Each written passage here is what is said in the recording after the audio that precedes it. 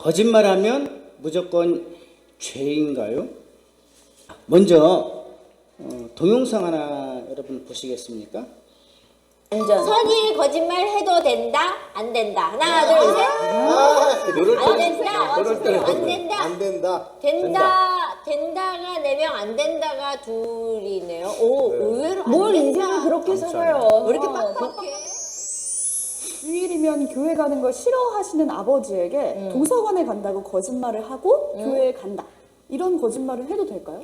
자, 그러면 하나, 둘, 셋. 아니, 이 두 분 오늘 왜 그러시는 거예요? 자, 여러분은 어떻게 생각하십니까? 자, 퀴즈 하나 낼게요. 자, 도서관 간다고 거짓말하고 교회 감, 또 교회 간다고 거짓말하고 골프장에 감. 자, 1, 2, 3번 중에 고르세요. 자, 둘 중에 더 나쁜 거짓말이 있다. 2번, 둘 중에 선한 거짓말이 존재한다. 3번, 거짓말은 이유 불문 무조건 죄다. 뭐가 답일 것 같아요? 민경이. 3번, 이야, 거짓말은 이유 불문 무조건 죄다. 야, 박수 한번 쳐주세요. 그래, 거짓말은 무조건 죄야. 엄마가 맨날 그러나 봐. 거짓말은 나 너무 싫어. 이러나 봐. 더 나쁜 거짓말이 있다고 생각하시는 분 손 들어보세요. 더 나쁜 거짓말이 있다. 둘 중에 선한 거짓말이 존재한다. 선의의 거짓말이 있다. 기독교인들 중에서도요, 어떤 분들은 하얀 거짓말도 거짓말이고 죄이고 사탄이고 또 속이는 영이고 영이기 때문에 거짓말은 절대로 안 된다고 주장하는 부류가 있어요. 그러니까 하얀 거짓말도 죄다. 이렇게 주장하는 부류도 있어요. 어떻게 생각하세요, 여러분? 그러니까 우리 민경이 같은 생각인데요. 그러니까 거짓말은 무조건 다 죄다. 무조건 나쁜 거다. 거짓말이 어떻게 선의의 거짓말이 있을 수가 있어? 이렇게 생각하는 거예요. 기독교인들 중에 이제 그렇게 말을 해요. 그래서 거짓말은 무조건 악하다. 그래서 이렇게 얘기를 해요. 거짓말은 1번, 무조건 악하다. 있을 수가 없어. 무조건 악해. 선한 거짓말이 어디 있어? 다 죄지. 다 이거는 죄받아. 이렇게 말하는 거예요. 이것을 도덕적 윤리론자들은 뭐라고 얘기하냐면 무조건적 절대주의라고 해요.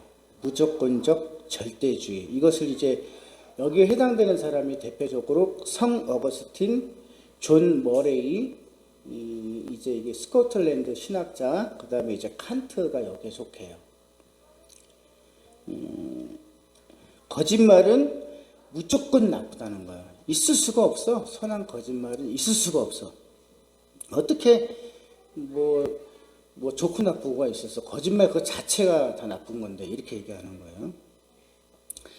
그래서 모든 사람은 항상 진실만 얘기해야 된다. 그래서 무조건적 절대주의는 예외를 인정하지 않아요. 예외가 인정하지 않아요. 그래서 아무리 생명을 구하기 위한 거짓말일지라도 거짓말은 항상 무조건 잘못한 거예요. 죄예요. 또한 그 의도가 아무리 선하다고 할지라도 거짓말은 사람은 그 결과에 대해서 책임을 져야 된다. 한마디로 요약을 하면 나와 타인의 생명에 위협이 닥칠지라도 오직 진실만 말하리라. 즉 죽으면 죽으리라. 오직 진실만 말하고 결과는 하나님께 맡기겠다라는 거예요. 그러니까 예를 들면 나치들이 쳐들어왔어요.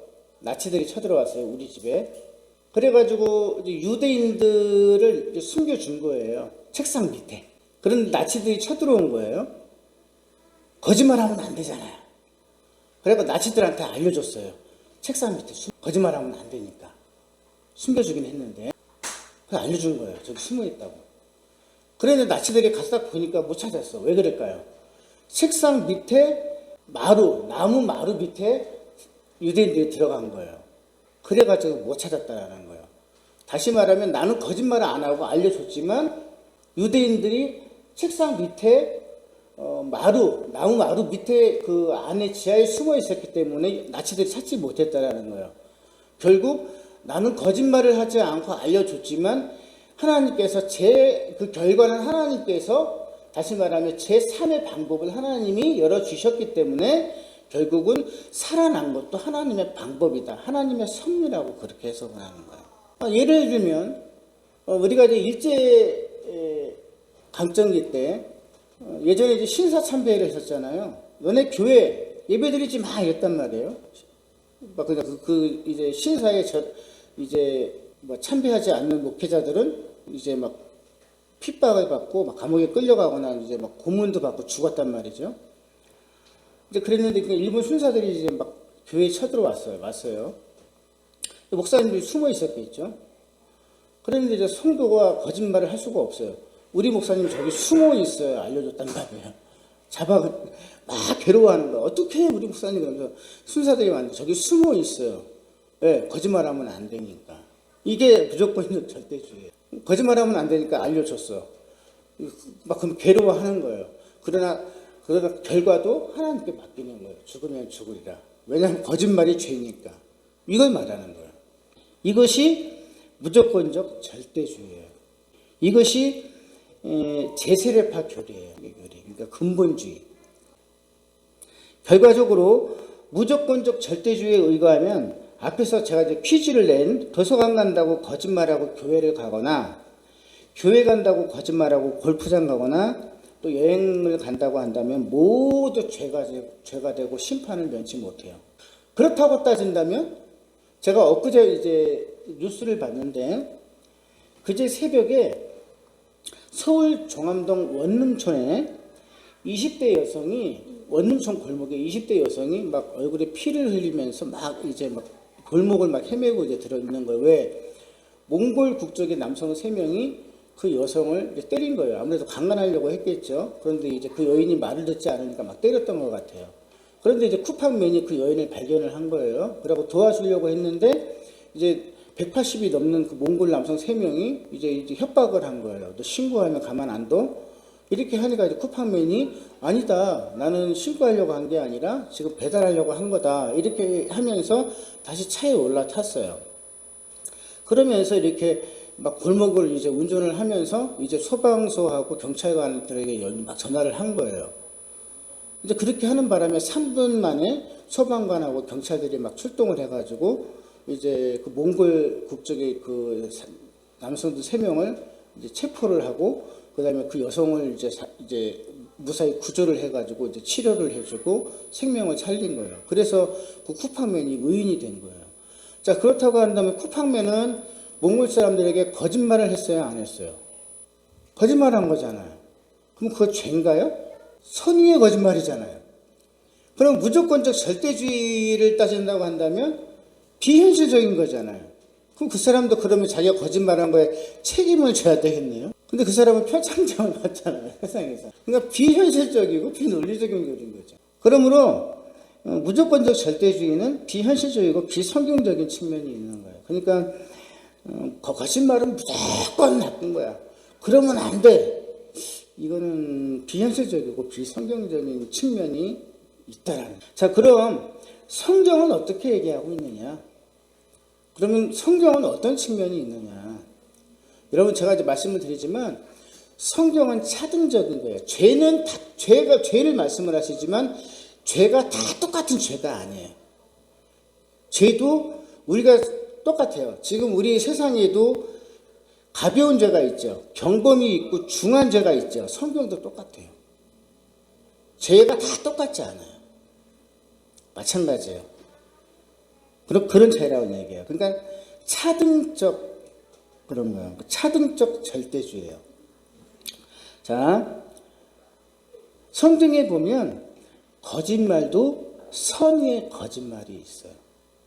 하나님 앞에 죄가 되지 않는 거짓말이 있다라는 거예요. 이것을 차등주의적 절대주의라고 하는 거예요. 이 차등주의적 절대주의는 아래 읽어보면 거짓말하는 것이 때에 따라서는 올바르다는 거예요. 이것이 선의의 거짓말이에요. 선의의 거짓말. 예를 들면 거짓말하는 것이 때에 따라서는 올바르다는 거예요. 그러니까 불가피한 모순이 생길 때 우리는 반드시 보다 높은 차원의 법칙을 따라야 할 때가 있어요. 그러니까 하나님은 높은 차원의 법칙을 완수하기 위해서 낮은 차원의 법칙을 어긴 것에 대해서는 우리의 책임을 면제해 주신다는 거예요. 그러니까 오늘 본문을 제가 이제 설명을 할 건데요. 자, 오늘 본문에 누가 등장하냐면 히브리 산파 시브라와 부하가 등장하고요. 모세의 엄마 요게벳이 등장. 자, 히브리 산파 시브라와 그다음에 부하라는 이 산파가 있는데 애굽왕이 이 여인들을 불러서 너희들은 지금부터 이 히브리 여인들이 해산을 할 때 너희들이 가서 그 여인들을 돕지 않느냐? 그럴 때에 아들이면 그 자리에서 죽이고 딸이면 살려두라. 왜? 이스라엘 백성들이 그 애굽의 고센이라는 그 노른자 땅에서 430년 동안 살지 않았습니까? 그런데 엄청난 민족을 이룬 거예요. 그랬더니 그 이제 애굽의 그 이집트의 그 애굽 왕이 마음이 두려운 거예요. 이들이 이제 힘이 왕성해지고 강성해졌으니 전쟁을 일으키면 자기네 나라가 위태위태해지겠거든요. 그러니까 엄청나게 막 노역을 부과하고 그리고 이제 그들이 이제 괴롭힘에도 불구하고 더욱 강성해진 거예요. 그랬더니 이제 씨를 말리기로 작정을 한 거죠.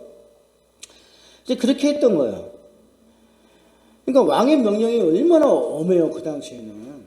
왕 앞에 잘못 보이게 되면 바로 이제 참수를 당한다든가 이러한 시대이고 왕은 진짜 뭐 하느님이라는 그 신적인 존재인데 명령을 내렸단 말이에요.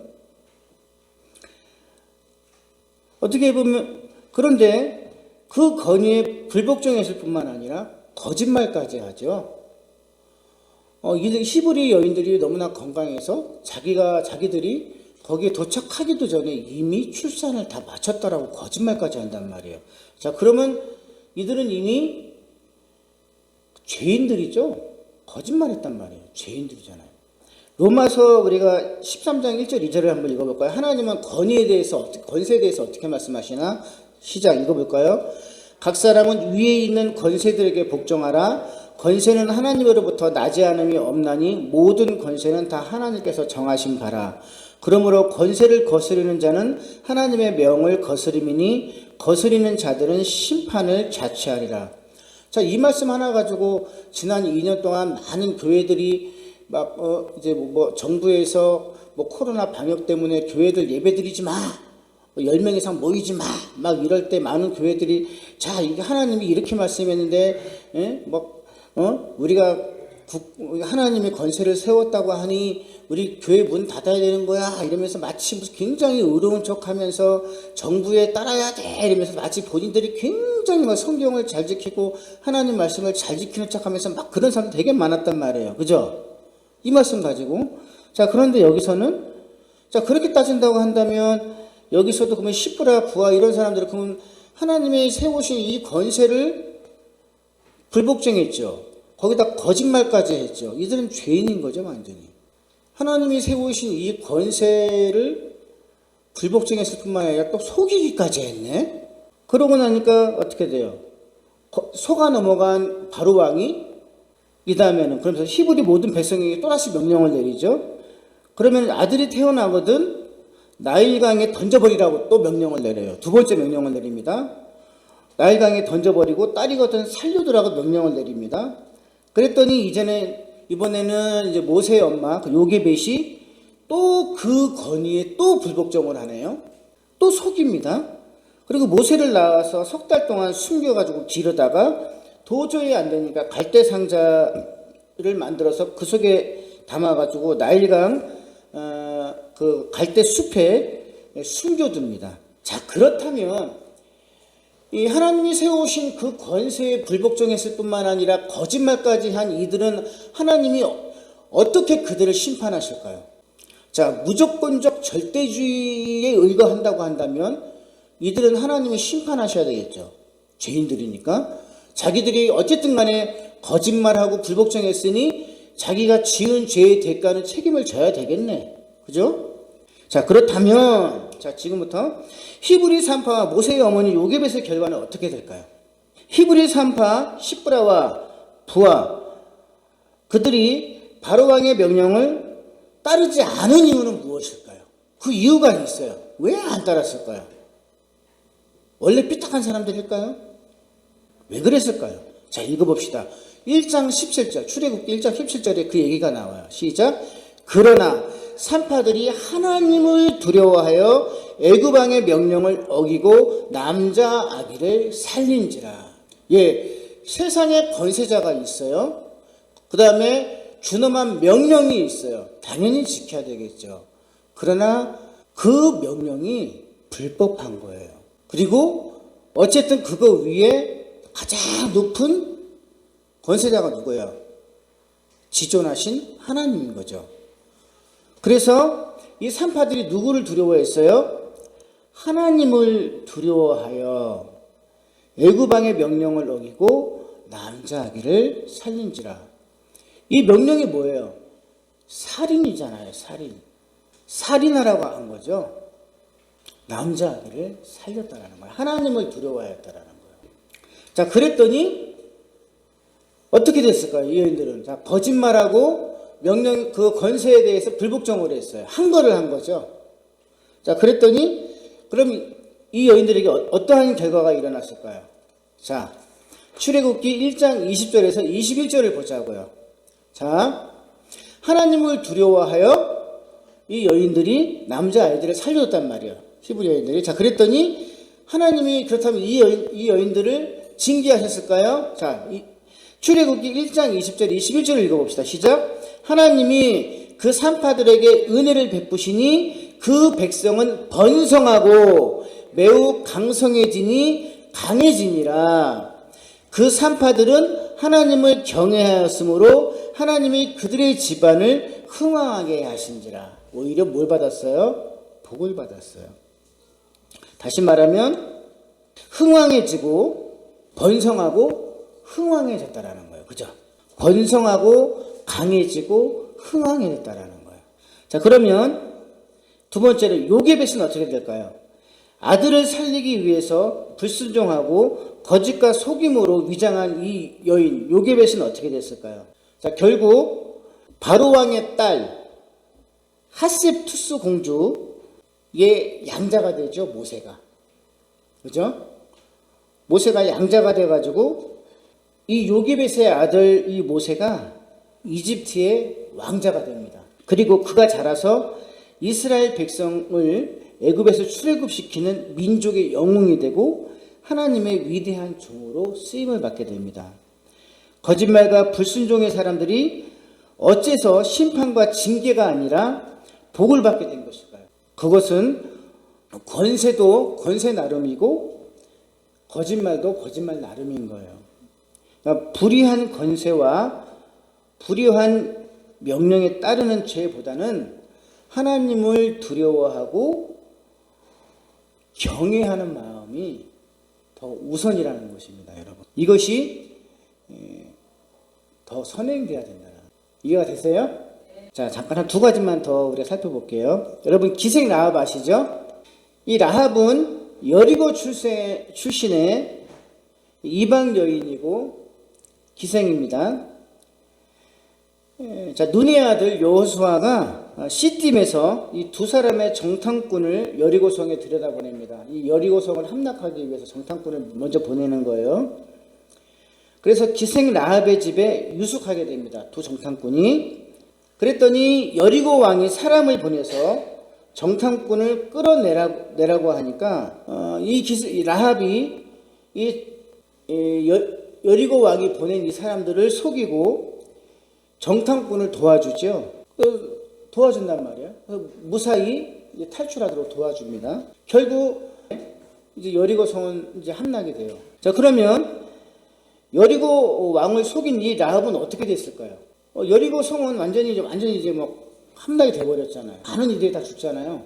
결국 라합과 그의 부모와 그의 형제와 그에게 속한 모든 친족과 그에게 속한 모든 것이 살았고 그가 오늘까지 이스라엘 중에 거주하였으니 이는 여호수아가 여리고를 정탐하고 보낸 사자들을 숨겼음이더라. 여호수아 6장 23절 25절에 이렇게 나와요. 자, 그리고 마태복음 1장에 보면 여리고 여인 기생 라합은 예수님의 족보에까지 이름이 오르는 축복받은 여인이 됩니다. 그러니까 예수님의 할머니가 되는 거예요. 멧돼지 할머니가 되는 거예요. 이방 여인인데. 자, 거짓말하고 속인 사람이잖아요. 그죠? 그러니까 무조건 거짓말하면 죄일까요? 선의의 거짓말이 있다는 거예요. 왜? 그 대신에 기생 라합이 누구를 경외했어요? 하나님을. 여러분, 그래서 항상 하나님을 경외하고 두려워하시기 바랍니다. 자, 그리고 네 번째.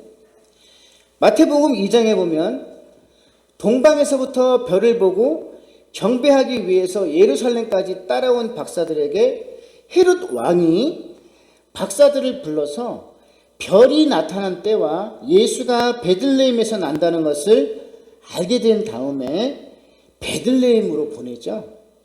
박사들을. 그리고 박사들에게 너희들이 가서 아기에 대해서 자세히 알아보고 그 아기를 찾거든 자신도 그곳에 가서 경배할 수 있도록 너희들이 돌아와서 나에게 보고해 다오. 그렇게 명령을 내리죠. 헤롯이. 그러나 동방 박사들이 베들레헴에 가서 아기에게 경배를 다 하고 나서 헤롯에게 돌아가지 않고 자기 고향으로 돌아갑니다. 왜 그랬을까요? 이처럼 성경을 보게 되면 우리가 뭐 다 찾아보지 않아도 몇 가지 예만 들어도 권세에 불복종하거나 거짓말함에도 불구하고 오히려 하나님께 책망받기보다도 하나님께 복받는 경우가 훨씬 많다라는 거예요. 선의의 거짓말, 선의의 한거. 그러니까 모든 권세는 하나님께로부터 나지 않음이 없다라는 말씀도 있지만 그러나 모든 권세에 불복종한 것도 굉장히 많이 나와요. 성경에. 그러면 모든 권세에 불복종한 것은 어디냐? 불의한 권세에 대해서는 복종하지 않더라는 거예요. 그러면 주로 어떠한 불의한 권세에 불복종하지 않고 거짓말하더냐 하는 거예요. 자, 성경은 분명히 거짓말은 나쁘게 얘기해요. 십계명에서도 9번째는 이웃에 대해 너희는 거짓 증언하지 말라고 나옵니다. 자, 분명히 거짓말은 대표적으로 성경에서 뭐라고 얘기하고냐면 뱀이 하와를 속였듯이 성경은 처음부터 거짓과 속임은 사탄의 영이라고 했습니다. 그러나 하나님 앞에 선의의 거짓말과 선하고 합당한 한것도 있습니다. 예를 들면 오늘 본문처럼 무고한 학살이나 불의한 정책을 명령할 때 여기에 대해서는 히브리 산파들처럼 거짓말을 하거나 불복종하는 것은 죄가 되지 않습니다. 아무리 권세라고 할지라도 예를 들면 사내 아이를 죽이라 살인에 대한 아무리 임금이고 아무리 국가고 아무리 정권이라고 할지라도 부당한 이러한 정책이나 이런 것들에 대해서는 걱정할 필요가 없다라는 거예요. 왜? 하나님을 두려워하기 때문에. 그리스도인들은 그래야 한다는 거예요. 오히려 하나님이 더 강하게 하시고 흥왕하게 하셨더라. 그런데 오늘날 그리스도인들이 어때요? 세상을 더 두려워해요. 세상 정치인들을 더 두려워하고 세상 권세자들을 두려워해요. 오히려 목회자들이 세상 편에 서가지고 앉아가지고 그러고 앉아있어요. 개탄을 누르십니다. 자, 성경을 보게 되면 또 언제 그러냐 그러면 정부가 복음 전파를 막을 때 그리스도인들은 그 권세에 대해서는 죽음을 불사하고 항거합니다. 여러 군데 나오죠. 그러나 사도행전 4장 5장과 예를 들면 당시 산헤드린 공의회는 전부 다 마찬가지예요. 이때 사도들이 담대하게 사내들인 공회 앞에서 설교를 하죠. 메시지를 전하지 못하게 합니다. 그러나 그럼에도 불구하고 강하게 복음을 전하고 메시지를 전하고 전도를 해요. 협박도 하고 가만두지 않겠다라고 하고 그런단 말이에요. 결국에 그럼에도 불구하고 가서 그 권세에 굴복하지 않아요. 끝끝내 결국 그러고 나서 사도들이 감옥에 갇히죠. 감옥에 갇혀서도 불구하고 거기서도 복음을 전하고 전도를 해요. 이게 하나님의 백성이라고요. 근데 오늘날 그리스도인들의 모습은 어떻습니까? 그러면 성경 오늘날 그 그리스도인들의 모습은 어떻습니까? 만일에 그러면 이 권세에 불복종하고 그러면 또 거짓말한다고 한다, 그게 죄가 될까요? 이게 성경이라고요. 제가 지난 2년 동안 보니까 국가에서 10명만 모이라고 해, 예배드리지 말라고 해, 전도하지 말라고 하니까 지켜야지 이러면서 교회 안 나올 이유를 대더라고요. 그러면서 그런 교회들이 예배드리는 교회를 손가락질하고 앉아 있더라고요.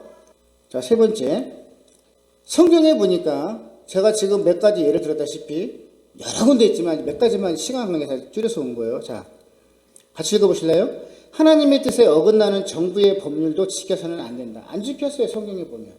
근데 한 가지만 봐도 다니엘서만 하나 가지고 와도 다니엘서 3장에 보게 되면 어차피 여기는 다니엘서에 보게 되면은 이거 바벨론 포로로 있었잖아요, 이들이.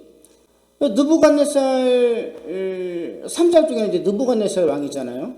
이때 다니엘과 그 세 친구에게 예배를 못 드리게 하잖아요. 그리고 자신들이 세워진 금신상에다가 절하라고 하지 않습니까? 이들이 죽어도 거기에 그 권세에 절대로 거기를 숙이지 않잖아요. 결국 어떻게 돼요? 풀무불에 들어가지 않습니까? 순교를 불사하잖아요.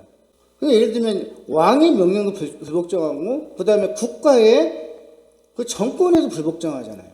이게 예배라고요, 예배. 그러면서 왕이시여 우리는 차라리 풀무불에도 들어가겠나이다 이러면서 하나님을 두려면서 예배를 하겠다고 하더만요. 그런데 지난 2년 동안 모이지 마. 그냥 너네도 그냥 스마트폰으로 예배하지? 이러니까 그 스마트폰 켜놓고 한 1분 정도 해놨다가 어느 날 보니까 접속도 안 하고 다 놀러 가고 그러대. 안 나오고 그러니까 슬렁슬렁 그러면서 핑계대고 코로나 걸린다 그러고 국가에서 이러니까 그래서 결국은 그러니까 국가에 다 속아 넘어갔죠. 그래가지고 교회가 한 62% 사라졌죠. 그러니까 국가가 거짓말을 한 거거든요. 정권이 거짓말을 한 거거든요. 거기에 속아 넘어갔죠. 그러니까 바로 왕이 두려워가지고 너희들 산의 아이가 나면 다 죽여라고 히브리 산파한테 명령을 내렸더니 히브리 산파는 하나님이 두려워서 바로 왕에게 거짓말을 했는데 정부는 자기들이 두려워서 교회를 핍박을 했거든요. 그랬는데 목사들은 앉아가지고 너무 좋아하면서 네 알겠습니다 이러면서 막 오히려 그냥 정부에 붙어가지고 앉아가지고 교회 문 쳐닫고 앉아가지고 지금 다니엘서도 보세요. 너 예배 드리면 죽여 그러놓고 예 그러고 나서 앉아놓고 들어가서 문 쳐닫고 앉아가지고 예배 드리고 있잖아요. 그러고 나서 걸리고 나가지고 앉아가지고 풀무풀에. 자 그리고 다니엘서 6장에 보니까 또 다리오 왕이에요. 조서를 썼단 말이에요. 다리오 왕이 뭐라 그래요? 나 외에는 누구에게도 빌지 마. 그러면서 아예 조서까지 썼어요. 자기 뭐랄까 어떤 왕의 어떤 인장 같은 거 있잖아요. 다 찍어서. 그런데도 불구하고 다니엘은 하나님 뜻에 어긋나는 그 정부의 어떤 법률서잖아요. 그걸 딱 공문까지 있음에도 왕의 공문이 있음에도 불구하고 하루에 3번 자기 집에서 기도를 했어요. 그러니까 어떻게 해요? 자기 분명히 순교당할 거 알면서도 불구하고 거의 굴하지 않았단 말이야. 결국 그래서 사자굴에 들어갔죠. 자, 오늘날 우리 기독교인들 어떻습니까? 마태복음 24장에 보니까 그러더라고요. 창세부터 시작해서 이러한 환난은 없을 거라고. 하나님께서 그 날을 감하지 아니하면 구원받을 자가 없다 그러시더라고요. 이 핑계 저 핑계 대면서 조금만 그러면 다 신앙을 다 잃어버린다는 거예요. 하나님을 두려워해야 우리는 항상 하나님을 두려워해야 되는 거예요. 하나님을. 누구처럼? 히브리 산파처럼. 희생 나합처럼. 동방박사. 그게 진짜 신앙이라고. 기도하겠습니다. 거룩하신 하나님 아버지 은혜와 사랑에 감사합니다. 오늘